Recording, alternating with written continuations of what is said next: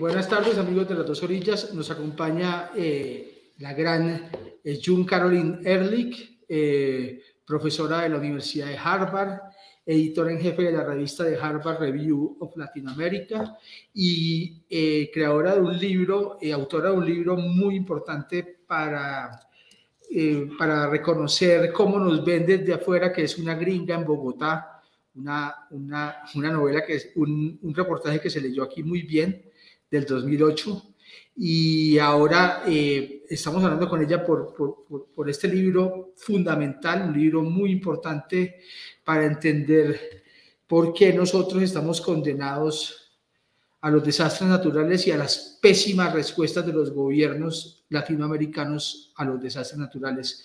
Entonces, June, arranquemos con la pregunta más importante. ¿Por qué acabamos de pasar algo parecido, un terremoto? No pasó nada, pues somos histéricos.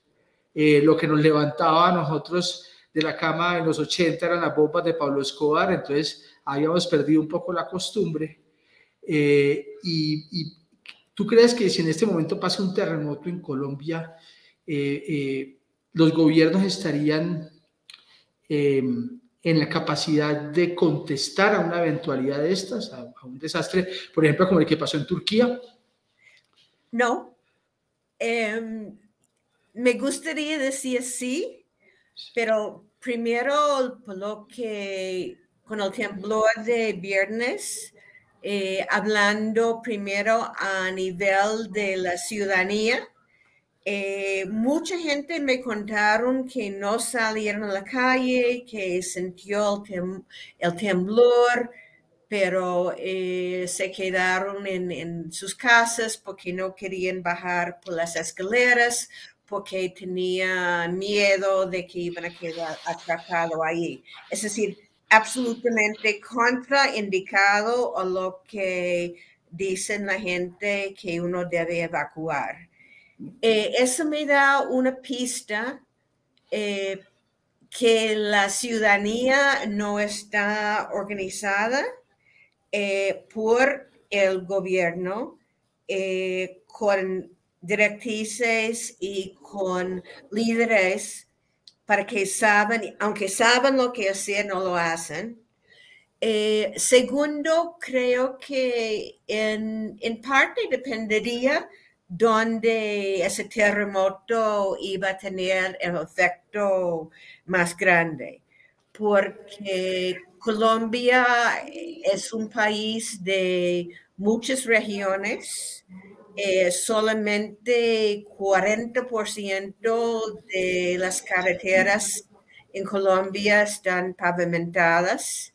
Entonces, siempre hay problemas de acceso, hay problemas de coordinación entre lo que es el nacional, regional, municipal.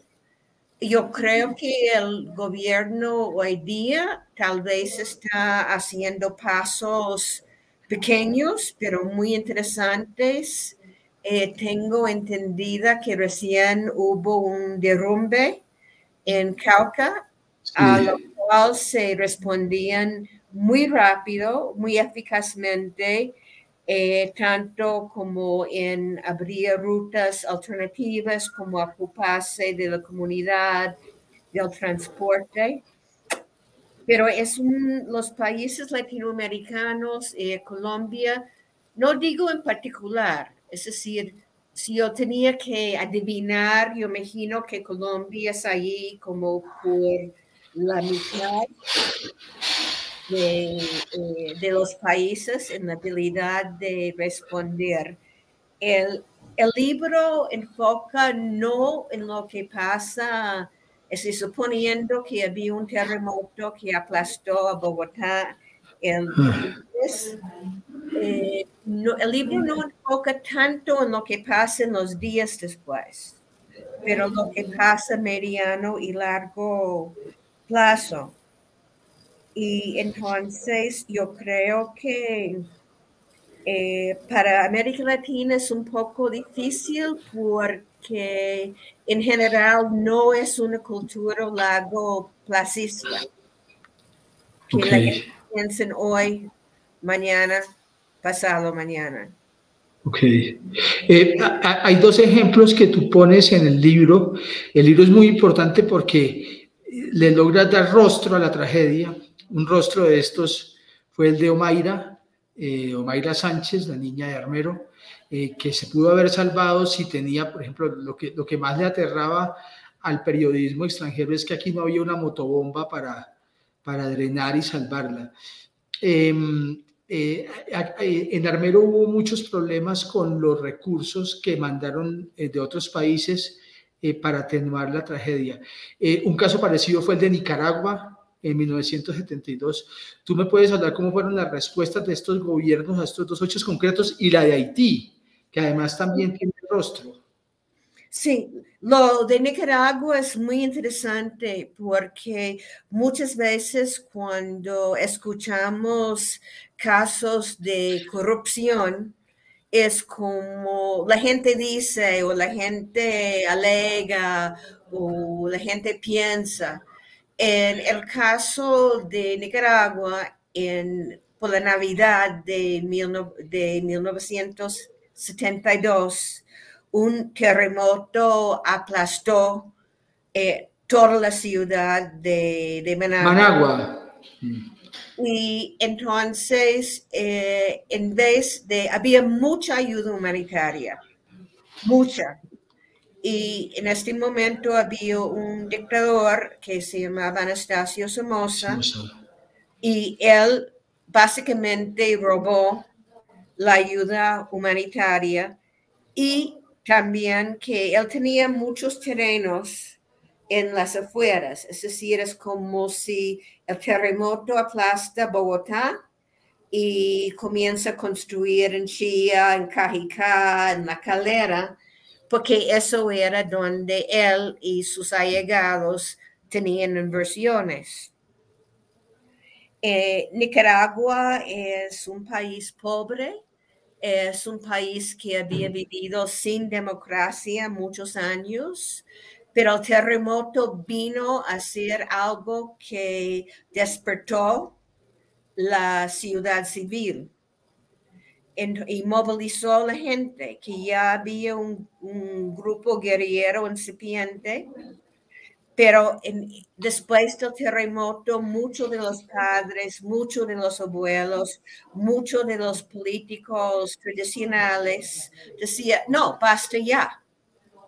Cuando uno llegaba la primera vez que yo llegué a Managua, era en el 75, y todavía había escombros. Sí, pues padre. Es decir, no había nada en el centro aparte del Hotel Intercontinental y la Casa de Gobierno. Es decir, que era como el terremoto hubiera pasado el día anterior. Entonces yo creo que sin el terremoto, la revolución sandinista no hubiera ocurrido o hubiera ocurrido años y años después. Me pregunté sobre Haití, pobre Haití, ¿no? Es que primero que hay una falta de gobernanza en cómo administrar esa ayuda humanitaria. También super casos de corrupción, pero yo creo que el nivel de sobrevivencia es tanto que el pueblo todavía no ha despertado. Hay mucho movimiento en la diáspora haitiana que es muy grande, a pensar los problemas de Haití, de pensar en la reconstrucción del país y en la forma de llegar a llevar democracia o instituciones. Hay una falta de instituciones grandes. En este yo diría que Colombia es una maravilla. Puede ser que hay instituciones que no funcionan muy bien, pero hay instituciones. Ok. Jun, bueno, este es un libro que hay que tenerlo, que hay que leerlo, pero es un libro además yo no quiero limitar el espectro, pero es muy importante para los estudiantes de periodismo porque no solamente es un recuento de desastres naturales en América Latina, no solamente es un recuento de cómo responden estos gobiernos a largo plazo a las ayudas, sino que también es una manera de saber cómo se aborda una crónica sobre una cosa tan devastadora que es un terremoto. Y es un libro que deja muchísimas enseñanzas a la gente que está estudiando periodismo. ¿Esto se va a lanzar oficialmente? ¿Tú hasta cuándo vas a estar acá? Estoy aquí hasta domingo. ¿Y va a haber un lanzamiento? Sí, esta noche en la librería Lerna de la 93 en Bogotá a las 5 de la tarde. Todos ustedes bienvenidos. O sea que vamos a sacar esto ya mismo para que la gente alcance a ir. Jun, te mando un abrazo gigante. Muchas gracias por estar en el espacio. Gracias, Iván. Ha sido mi placer. Un abrazo enorme. Cuídate Un mucho y abrazo. saludos a la gente de Penguin.